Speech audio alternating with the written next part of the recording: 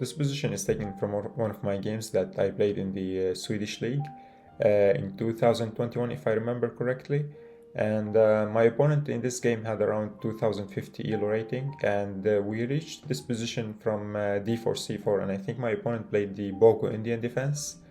And the last move that was played was Queen e7 by my opponent, and I I brought this position because there is a nice queen maneuver that I want to show you, and I want to also illustrate something in chess called reciprocal thinking. So when you think backwards, meaning that you first envision the position you want to reach, or the let's say a tactic you want to achieve, and then you search for the moves that lead to the position you have envisioned. I will explain later. So my opponent went queen e7 here. I played rook c2, so a flexible move. I want to go rook c d2 or maybe rook d c1. My opponent played rook d8 and I played rook c d2. So I have doubled on the d file that will eventually open if he takes, or even when I take, then if he takes with the piece, then the file opens, and if he takes with the pawn, then my rooks pressure the weak pawn. So he played g6. G6 here.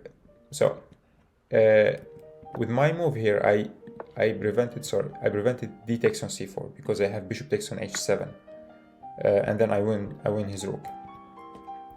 So that's why my opponent played the strong g6. Actually, g6 I think is the strongest move in the engine. So he limits my bishop, and he stops this bishop takes on h7 tactic, and also he freezes square for his king. So he plays against my bishop basically.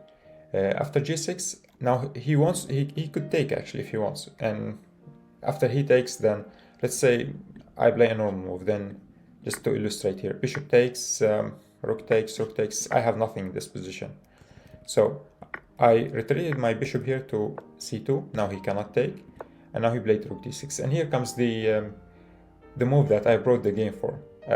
Now I checked this position first. It's equal on the engine, by the way, and I don't have much. I mean, if I take, he can. So just to show, if I take, he takes. I don't have much. He can even sometimes consider taking with the pawn, and the knight with the pawn jumps here. So I looked at the position. I was like, which of my pieces is not playing well? Now the rooks are doing perfectly here. This is the best place for the rooks, and they are doubled. My bishop is fine here because if I move this bishop from this diagonal, then the knight jumping to e4 could be annoying. So just to show something like this, and maybe the rook f5 then. So also my rook is hanging. So knight e4 is annoying. So my bishop stands well here, and it has to stay here to stop knight e4. But what about my queen? So my queen is on the king side, but I mean there is no attack on the king side. Nothing is happening there, and there is no way for me to start any attack. I mean, I don't have pieces there except the queen, and he has a lot of pieces around his king. Okay, but where is the queen standing best?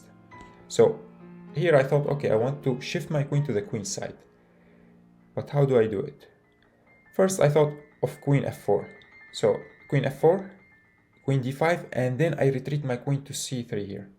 I thought, okay, so my queen on c3 controls this diagonal, and the rooks remain open. I don't want the queen to be in front of my rooks, and I want to shift my queen to the queen side, and also to this powerful dark square diagonal that was weakened by g6. But if I go queen f4, then knight e4 is annoying. I mean, he's attacking my rook. When I move my rook, he has rook f5. I have to drop all the way back. This is only square for my king, and then yeah, he could even consider now taking here. So my position is very passive all the sudden. So if also here, if knight e4 and I take, then he has rook takes, and once I move my queen, then rook takes here. So this is also not good. So here I thought, okay, I want to play queen f4. I want to keep my bishop here, and I want this pawn to be defended. What did I play? I played b3. Now, b3 is not something you would think of here in this position. I mean, it's a very slow move. It looks weird. Even my opponent after the game, he asked me like, what is b3? It looks like a bad move. But b3 actually is a good move, and it has a plan behind it. So now my opponent played king g7 here, just to show. I went queen f4. So now if he plays knight here, now I play bishop takes. And after rook takes, now I drop back to f3. Now he can't take with the rook. He cannot take with the pawn because his rook hangs. And now I want to take here on d5. So let's say he plays anything. Then I just take the pawn. I win a pawn here. And if he moves his rook, then my queen, my rooks, and my pawn here pressure d5, and this pawn is falling eventually.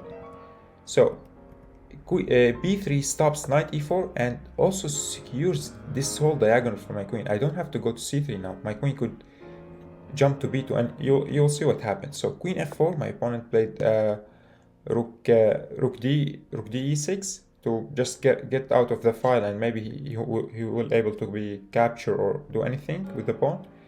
Here I played c takes on d5 because now my opponent can take, and I don't want to allow him to do this. So c takes, and here he had to take with the knight actually, but he was afraid of, I think it was this move he told me after the game, and I attack his pawn, and maybe f4 is a threat here. So let's say just f6 to illustrate. He was afraid of this, but I don't think I was going to play it. I mean, he has knight b4, and he has some play after. He could just sacrifice this pawn, but I thought he had to take with the knight. Here he took with the pawn, and the position is still somewhat equal. I have a slight advantage due to the weak pawn here, and after queen d4, now my queen is centralized, and he played a5 here, again weakening one of his pawns, and I went queen b2. So again, I wanted to improve my queen. I thought, okay, I have to go queen f4, queen d4, and then drop back the queen. But this pawn hangs. What do? I played b3, and then queen f4, and now queen d. And now I took because he was threatening to take. And now queen d4. And after a5, I played queen b2 now. The queen is very strong on this diagonal. The play now is on the queen side. There's nothing on the king side for me. And also with the queen dropping to b2, I prepared a nice maneuver. I said before that this pawn push weakened his pawn, right? He went back with his king. He has nothing to do. And also we were both here very low on time. We spent a lot of time in the opening. So rook d4 now. So I brought my queen from d4 to b2, and now the rook takes the d4 square. And now he played rook b6. Maybe he wants to push here. And now I played rook a4. So this pawn is weak. I brought my rook here to attack it, and now the queen could also help. And I can eventually play maybe b4 here. He played rook b5, and now I made a small inaccuracy here. I played a3. I think I should have played just bishop d3 here, attacking his rook, and yeah, my position is just great. So yeah, after this move, and I later managed to win a pawn here. I just pressured his pawn, and yeah, he ended up losing the game due to the extra pawn. This pawn eventually queened, and I can show you the end position. It was like this. So I queened, and yeah, he resigned in this position. But just to illustrate again the idea of reciprocal thinking. So here after rook d6, I thought, okay, I want to improve my queen. The queen is the only piece that is not doing much in this game. All the pieces are placed correctly. So what should I do? I should transfer my queen to the queen side. But how do I do it? So, you know, in English they say the end or the goal justifies the means.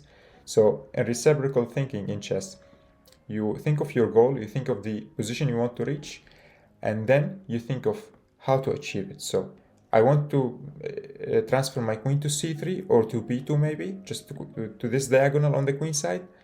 But this pawn is hanging in some of the positions. So I had to play b3 first. And then queen f4. I brought the queen to d4, and now the queens slide back to b2. You don't want the queen to be in front of the rooks. You want the rooks to be pressuring the pawn, and if you want, you can make an Alikang gun and put the queen at the end, but not in front of the rooks. And then I saw a weakness here. I transferred my rook to attack the weakness, and eventually I won one of these queenside pawns, and yeah, ended up winning the game here at the end. Yes, I hope you enjoyed, and thanks for watching.